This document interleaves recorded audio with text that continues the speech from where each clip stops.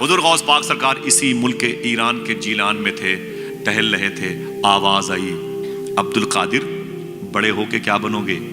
حضور غوث پاک سرکار کہتے ہیں آواز آئی بادلوں سے، اے عبد القادر بڑا ہو کے کیا بنے گا؟ بڑا ہو کے کیا بنے گا؟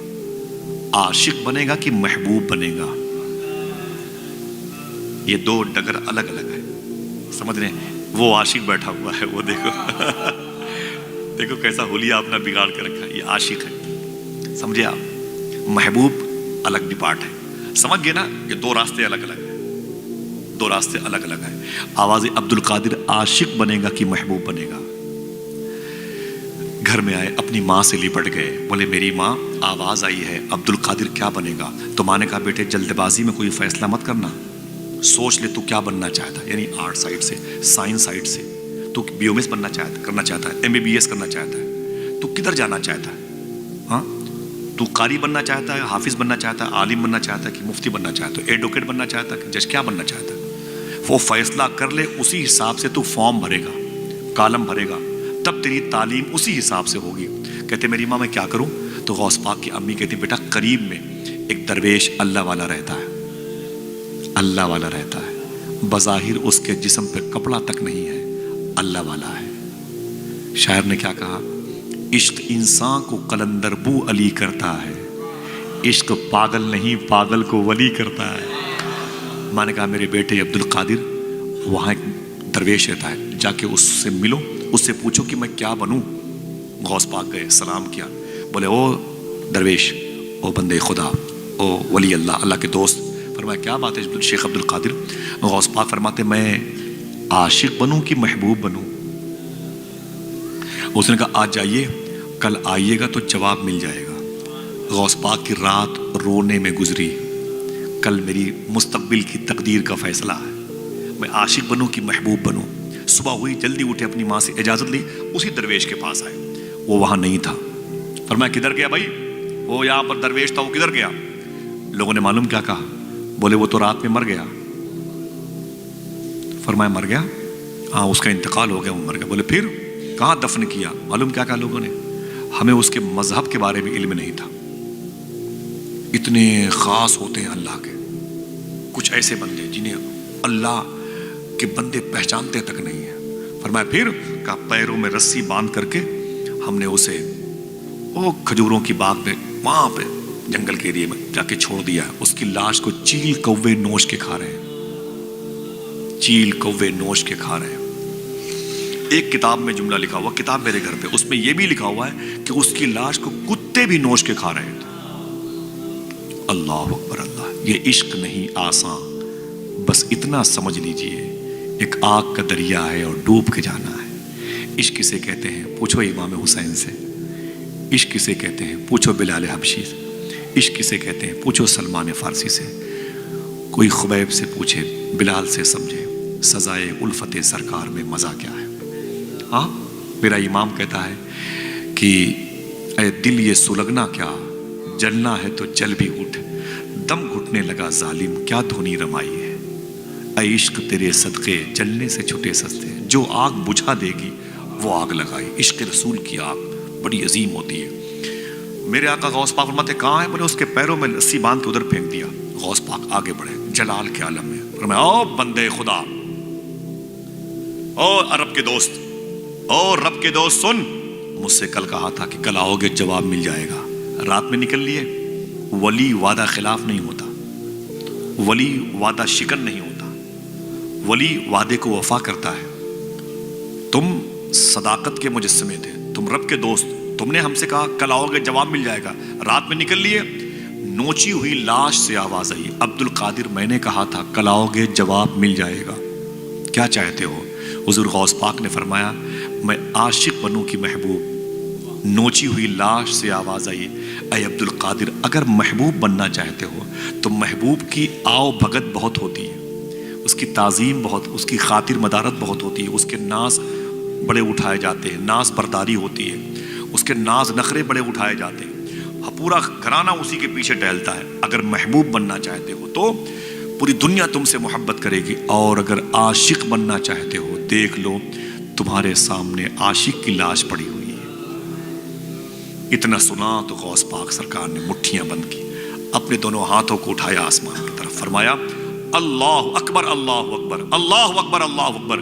سن او مرد خدا، اگر عاشق بننے میں اتنی ہی دشواریوں کا سامنا کرنا پڑتا ہے تو عبد القادر عاشق بن کے دکھائے گا، عبد القادر عاشق بن کے دکھائے گا۔ جیلان کی زمین سے رخصتی کا وقت ہے، 18 سال عمر ہے غوث پاک کے۔ کتنے؟ اپنی ماں کے گھر کے آنگن کے 60 سال کی عمر میں پیدا ہونے والے سب سے مبارک بہار کا نام عبد القادر، 18 سال کی عمر ہے غوث پاک کی۔ اپنی ماں کے پاس آئے، بولے امی، کہا کیا بات ہے؟ کہا میری ماں، کہا کیا بات ہے؟ کہا میں بغداد شریف جانا چاہتا ہوں۔ کہا کیوں؟ کہا کہ میں وہاں ایک مدرسے میں تعلیم حاصل کرنا چاہتا ہوں۔ ماں نے بیٹے کو سینے سے لگا لیا، رو کے بولی میرے بیٹے عبد القادر جا، تو میری خدمت کے لیے نہیں پیدا ہوا، تو اپنے نانا کے دین کی خدمت کے لیے پیدا ہوا، تو میرا پہلا اکلوتا بیٹا ہے، جا میرے بیٹے سچ بولنا۔ غوث پاک کی امی نے کہا تھا سچ بولنا، جا میرے بیٹے جا۔ پھر رو کے بولی اے میرے بیٹے، تیری اور میری بجسم آخری ملاقات ہے، کون ماں چھوڑے گی اپنے جوان بیٹے کو؟ 18 سال کی عمر کی، ایک گاڑی کمائی تھی مخدومہ فاطمہ ام الخیر کی، لیکن حضور کے دین کی محبت نے چھوڑ دیا۔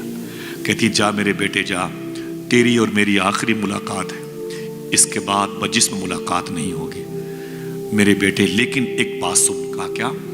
کہتی ہیں کہ آپ کے ابو شیخ موسیٰ جنگی دوست نے ایک تحفہ تمہارے نام کا، امانت تمہارے نام کی میرے حصے میں رکھی ہے۔ کہا وہ کیا ہے؟ تو غوث پاک سرکار کی امی کہتی ہیں میرے بیٹے وہ ایک دعا ہے، ایک دعا ہے جس دعا کو پڑھنے کے لیے مجھے یہ کہہ کے تمہارے باپ نے دیا تھا میرے بیٹے عبد القادر کو دے دینا، وہ امانت تو لے جا۔ غوث پاک نے اس امانت کو، اس دعا کو لیا، یاد کر لیا۔ 90 سال کی عمر ہوئی غوث پاک کی تو اپنے بیٹے سے کہنے لگے اے میرے بیٹے، بغداد شریف میں بڑھاپے کی وجہ سے میں نے سارے وظیفے پڑھنا بند کر دیے، لیکن وہ وظیفہ میں نے کبھی بند نہیں کیا جو مجھے میری ماں نے بتائے تھے۔ پھر ایک جملہ خوشخبری کے طور پر فرماتے ہیں حضور غوث پاک سرکار فرماتے ہیں سنو میرے بیٹو، میرا ولایت کی دنیا میں جو پرموشن ہوا ہے اسی وظیفے کی بنیاد پر ہوا ہے۔ یہ وظیفہ مجھے شبیر بھائی جس نے مجھے دیا تھا، 25,000 لوگوں نے اس کے ہاتھ پر اسلام قبول کیا ہے۔ ہر نماز کے بعد اسے 11 مرتبے پڑھنا چاہیے، اللہ توفیق دے تو انشاءاللہ، اگر کہو تو اس مبارک مجلس میں پڑھ لیا جائے، دل کہے تو اسے ریکارڈ کر لے۔ بہت ہی چھوٹا سا ہے، بہت عظیم وظیفہ، وظیفہ غوث اعظم کہلاتا ہے، سمجھ رہے ہیں؟ اس کو یاد رکھیے گا، بہت بہت نارمل ہے، اس کے اثرات جلدی مرتب ہوتے ہیں دلوں میں۔ پڑھیں بلند آواز سے، بسم اللہ الرحمن الرحیم، سب لوگ پڑھیں بسم اللہ الرحمن الرحیم۔ اللہ الکافی، قصدت الکافی، وجدت الکافی، کفان الکافی، لکل کافی، ونعم الکافی، وللہ الحمد۔ بس اگر یاد کر لو گے تو بہت بڑا نہیں ہے حضرت، بہت بڑا نہیں ہے، اسے یاد کر لو انشاءاللہ۔ کچھ ایسے بھی لوگ ہیں جنہیں میں نے بتایا نا، ان لوگوں نے پڑھا تو ان کو خوابوں میں غوث پاک کی زیارت ہوئی ہے۔ بہت مبارک عمل ہے یہ، پڑھا کریں انشاءاللہ، دل سے بولیں انشاءاللہ، یاد کر لیجئے گا انشاءاللہ۔ حضور غوث پاک سرکار نے اپنی ماں کا بتایا وظیفہ، اپنی ماں کے قدم کو چوما، نکل گئے، ماں گھر میں رہ گئی، بیٹا بغداد آ گیا۔ کیا کہا تھا شاعر نے؟ وہ پہلا والا شعر، رونے میں یہ خطرہ ہے تالاب ندی ہو جاتے ہیں، ہنسنا بھی آسان نہیں ہے لب زخمی ہو جاتے ہیں۔ اسٹیشن سے واپس آ کر بوڑھی ماں یہ سوچ رہی ہے، پتے دیہاتی رہتے ہیں پھل شہری ہو جاتے ہیں۔ غوث پاک کی امی اپنے گھر میں رک گئی، غوث پاک بغداد شریف آئے، پہلے جیلان سے نکلے، ایک شہر کا نام ہے جنجان، جیلان سے جنجان آئے، جنجان سے ہمدان آئے، ہمدان کی زمین کیچڑ زدہ زمین، وہاں پانی بہت تھا، کیچڑ بہت تھا۔ ہمدان آئے، ہمدان ہی کی زمین پر احمد بدوی نام کے چوروں کے سردار، جو 60 ڈاکوؤں کے سردار تھے، غوث پاک نے سچ بول کر کے اس کو توبہ کرنے کی توفیق دلوائی۔ پھر ہمدان سے نکلے آگے بغداد، بغداد میں ایک محلے کا نام تھا باب العزج، باب العزج محلے میں ایک مدرسے کا نام تھا نظامیہ، اس مدرسے کے فاؤنڈر کا نام تھا شیخ ابو سعید مخزومی۔ اسی مدرسے میں غوث پاک نے 7 سال تعلیم حاصل کی۔ कितनी? थक गए? हाथों को उठा के बोलो या गौसे आजम, बोलो बोलो बोलो या गौसे आजम, लब्बैक या गौसे आजम। माँ बहनें बैठी हुई हैं, इस शहर की कई मुबारक मेरी माँ की उम्रों की खातून बगदाद शरीफ गई थी। अब की मेरे दोस्त से बात कर रहे थे, अब की एक खातून गई थी जो बगदाद शरीफ से गौस पाक के रोज़े को देखा तो निकलने को तैयार नहीं थी। 4 दिन तक वो निकली नहीं गौस पाक की बारगाह से। काजमैन में ठहराया गया तो उनके टूर वाले गुजरात की थी, करीब की। तो टूर वाले ने कहा कि अम्मा चलो चलो, आपने खाना नहीं खाया 2-3 दिन से। बोले नहीं जाऊंगी, मैं यहीं मरना चाहती हूँ। मुझे नहीं मालूम था कि गौस पाक का रोज़ा इतना प्यारा है। बूढ़ी औरत, मैं सब भूल गई, अपने बेटे बहू बेटियों को सब भूल गई। तो टूर वाले ने कहा कि अम्मा चलो करबला चलना है। बोले क्या करने?